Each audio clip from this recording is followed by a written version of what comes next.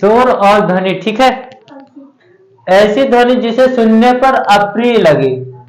अप्रिय का मतलब ये हुआ कि जिसे सुनने पर ऐसा लग जाए कि कानों पर उंगली डाल ले, ये ध्वनि हमको सुनाई ना दे, ठीक है, तो वह ध्वनि शोर कहलाती है। जैसे कि पटाखों की ध्वनि, बड़े बड़े कारखानों से निकली हुई ध्वनि, या कि फिर चक्की की ध्वनि, मोटर कार के हॉर्न इत्यादि, ठीक है। इसके बाद में संगीत। संगीत ऐसी ध्वनि होती है जिसको सुनने में लगे कि और मतलब प्रिय लगे, उसे सुनने पर ऐसा लगे कि थोड़ी सी और ये वॉल्यूम बढ़ा दे तो खासकर और हमारे कानों पर सुनाई देते, ठीक है। बात समझ में आई? हंसना बंद करो, समझना स्टार्ट, ठीक है।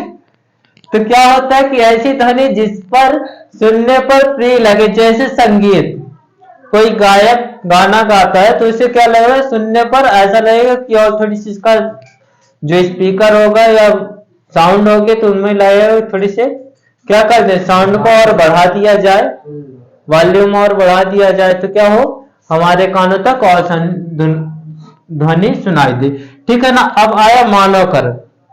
मानवकरण जिसकी सहायता से हम सुन पा रहे हैं, मानवकरण जिसके सहायता से हम सुन पा रहे हैं वह कान कहलाता है या मानवकर्ण कहते हैं। जैसे कान हम किसे सुन पा रहे हैं, कानों से, तो मानवकर्ण। अब इसमें यह श्रवणीय आवृत्ति का होता है, वायु में होने वाले दाब परिवर्तनों को विद्युत संकेतों पर बदल देता है। कहने का मतलब ये है कि यदि कोई ध्वनि हमको सुनाई दी, ठीक है, कोई ध्वनि हमको सुनाई दे, मान के चलो कोई हमको बुला रहा है, सुना कौन, कान, सुना कौन, कान। फिर कान जब सुना तो उस ध्वनि, श्रवण का मतलब हुआ ध्वनि, उस ध्वनि को तंत्रिका से होकर मस्तिष्क तक पहुंचाता है। अब हमको कोई दूर से बुला रहा है, क्या कर रहा है, बुला रहा है, सुना कान, फिर कान तंत्रिका तंत्र से भेजते हुए कहा, माइंड पर ले गया, कहां ले गया, माइंड में। अब माइंड पर ले गया, फिर माइंड किसको रिसीव दिया, पैरों को, कि भैया तुम वापस हो, और वापस होकर कहां चलो, घर की ओर चलो, या कि फिर उसकी ओर चलो। तो ये होता है मानवकर्ण का काम, कि कान से सुना और सुनने के बाद में कहां पहुंचा दिया, कि वो मस्तिष्क तक काम पहुंचा, मतलब कि उसका काम क्या है, कान सुने और कान सुनकर मस्तिष्क तक बात को पहुंचा देना। फिर मस्तिष्क का काम क्या है कि वो सुना जो, तो फिर वो कहां किसको भेज रहा है, ठीक है।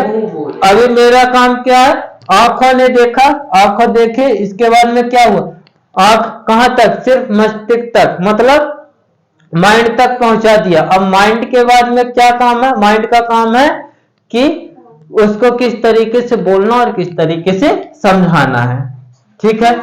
इसके बाद में आया मानव कर्ण को 3 भागों में विभाजित किया गया, ठीक है। यह मानव कर्ण का संरचना क्या है, मानव कर्ण का संरचना, कर्ण पल्लव, मुद्रक, निहाल वलय, अंडाशय, छिद्र, श्रवण तंत्रिका, कर्णपट्टो, कर्णपटल, श्रवण नलिका, ये होती है, ठीक है। अब इसके बाद में कान 3 भागों में विभाजित होता है, कौन कौन से, पहला बाह्य कर्ण, मध्य कर्ण और आंतरिक कर्ण। अब बाह्य कर्ण क्या होता है, जो बाहर दिखता हो, जैसे कि ये है, ये क्या है, ये बाहर दिखता है, तो ये हो जाएगा बाह्य कर्ण, ठीक। मध्य कर्ण जो बीचों बीच होगा वो मध्य कर्ण, आंतरिक कर्ण जो सबसे अंदर होगा, जो सबसे अंदर होगा, ठीक है। इसको मिटा दे,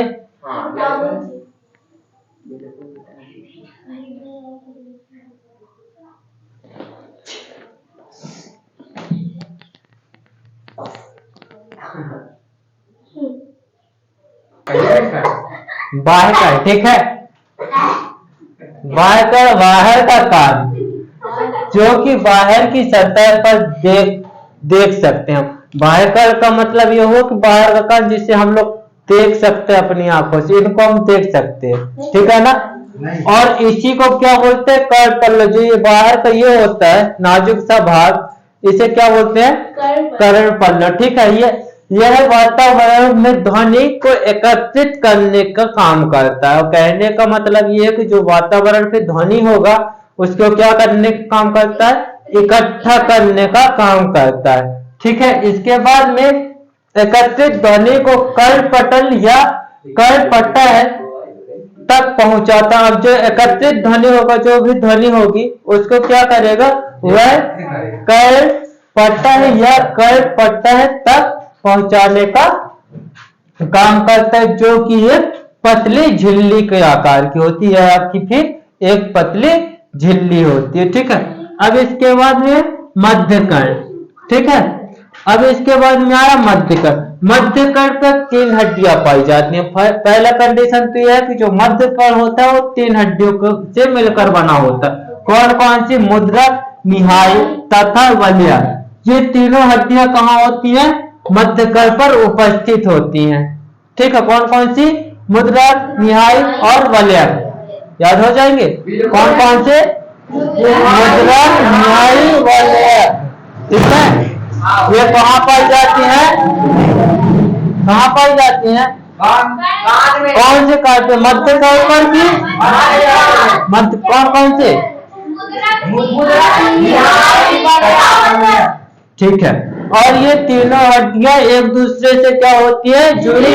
होती है। ये कर्णपटल के कंपनों को कई गुना बढ़ा देती है। ये तीनों हड्डियों का काम क्या है कि कोई जब कान सुनाई दिया या कोई आवाज गई तो ये उस आवाज को बढ़ा देती है, मतलब कंपन को क्या कर देती है, बढ़ा देती है। और इसके बाद में मध्य कर्ण से ध्वनि तरंगों को मिलने वाली ताप को परिवर्तनों में आंतरिक कर्ण तक भेज देती है या संचारित कर देती है। आंतरिक कर्ण देखो ये अब मिला, अब इसके बाद में क्या कर दिया, आंतरिक कर्ण तक भेज दिया, मतलब अंदर के कान तक भेज दिया। ठीक है ना, जिसे बोलते हैं क्या, मध्य कर्ण। संचित, संचित का मतलब भेज देना। ठीक है, अब इसके बाद में आया आंतरिक कर्ण। आंतरिक कर्ण में होता क्या है, एक घुमावदार नलिका होती है।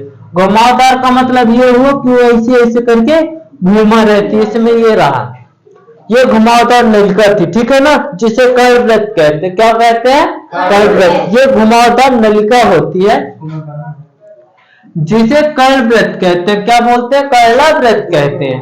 ठीक है, क्या बोलते हैं, कर्णवृत्त कहते हैं। इसका एक भाग मध्य कर्ण, मतलब कि मध्य कर्ण से होकर प्रत्यास्थ झिल्ली तक पहुंचता है। मध्य कर्ण का मतलब ये हुआ कि बीच वाले कान, मतलब कान का बीच वाला भाग से जुड़ करके प्रत्यास्थ झिल्ली तक पहुंचता है। ठीक है, अब इसके बाद तथा दूसरा भाग मस्तिष्क से जुड़ा होता है, वो अपने खोपड़ा से जुड़ा होता है।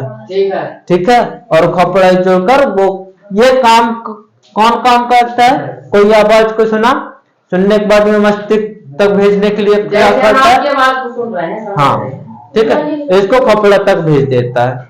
बात समझ में आई, कहीं पर डाउट नहीं रहेगा। ठीक है, छुट्टी करी।